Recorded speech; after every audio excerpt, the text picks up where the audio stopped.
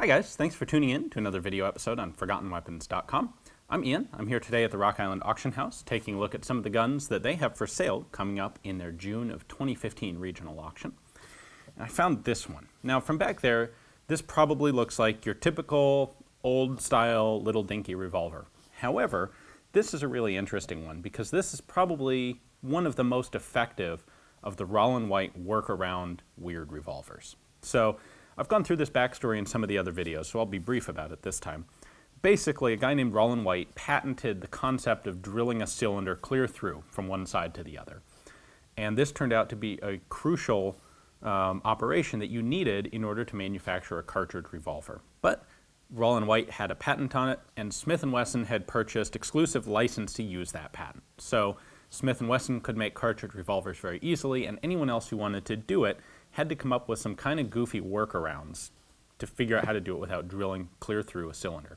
Well, Frank Slocum designed this revolver, which was manufactured by the Brooklyn Firearms Company, and he came up with a really creative way to do this. And his revolver used standard rimfire ammunition. Many of these workarounds required their own kind of goofy proprietary cartridges, lip fires and cup fires and you name it. Well, Slocum's revolver, standard ammo, good stuff. So why don't I bring the camera back here, enough talk about this. Let's take a look at what makes this cool and how it works. All right, so from a basic technical standpoint, what we have here is a 5-shot revolver. It's chambered for standard 32 caliber rimfire cartridges. It has a 3.5-inch barrel, brass frame, pretty basic. However, like I said, what makes it unusual is the mechanism for loading and unloading. All right, so to load this, what I'm going to do is put the hammer at half cock.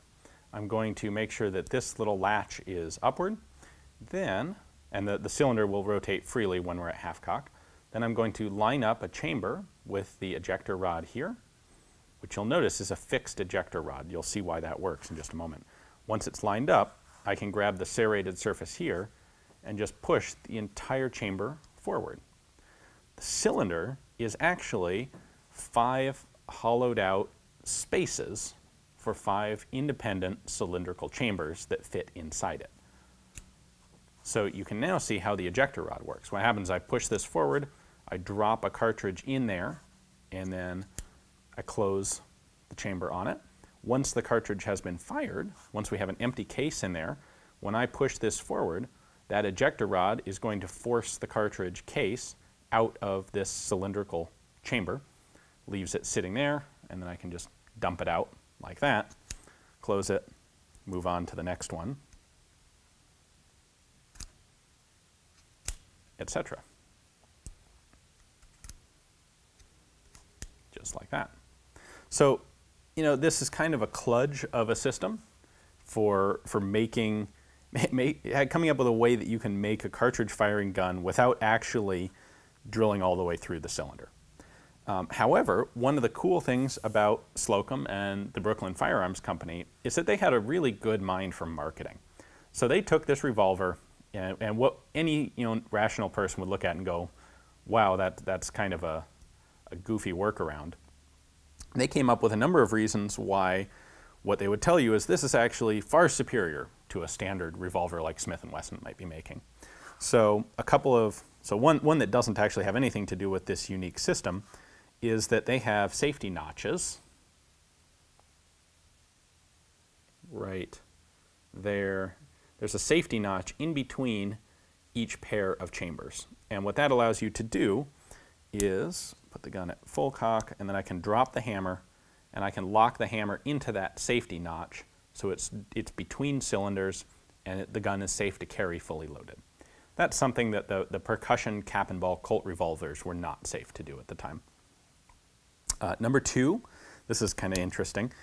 Slocum claimed that this gun was particularly easy to load in the dark. So if someone broke into your house and you needed to shoot them and manipulate the revolver, because everything was tactile, you had these serrations on the cylinder, he claimed this was easier to use in the dark than a cap and ball revolver. And that's probably true. Now, it wouldn't be easier to use than in most other cartridge guns, because you do have to, the tricky bit is you have to line up the cylinder with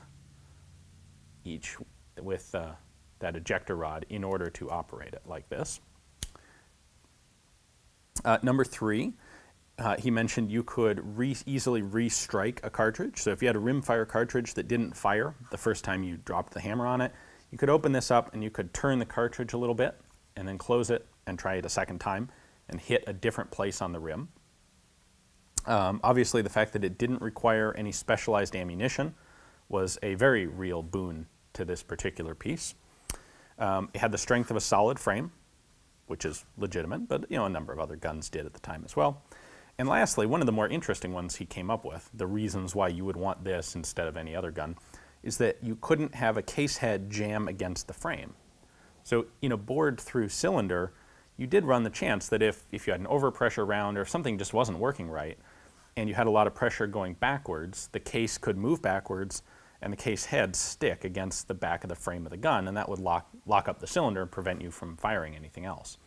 Well, in this, because the cylinder and the chambers are kind of independent parts, no matter what happens here, you don't have to worry about something filling up this gap between the cylinder and the frame. So that's a legitimate claim. Some of these claims are legit and real, and some of them are kind of exemplary of marketing in action, you might say. So why don't I go ahead and pull the cylinder out. I can show you how this looks disassembled. This screw here is the cylinder stop pin, or the axis retaining pin. Take that screw out. Now the ejector rod and cylinder axis assembly comes out, and we can drop the cylinder out. So now you can see that each of these chambers is a completely independent piece. So it retains pressure because it's a full cylinder. And you've got these notches in the back of the cylinder where the hammer can come through to hit the rim of the cartridge.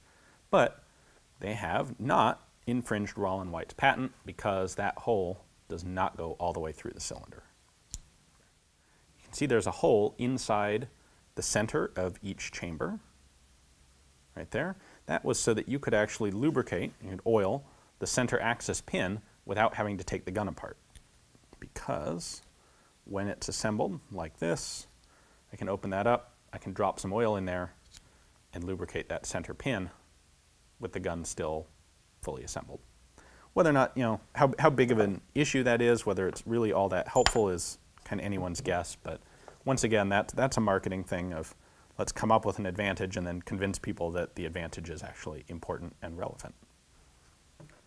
So thanks for watching, guys. I hope you enjoyed the video. I really like looking at all just the very creative solutions that the Rollin White patent forced gun inventors to come up with during this time period. So if you'd like to add this to your own personal collection, maybe find yourself some old .32 Rimfire ammo and try shooting it, if you're so inclined. It will be coming up for auction here at Rock Island at the end of June.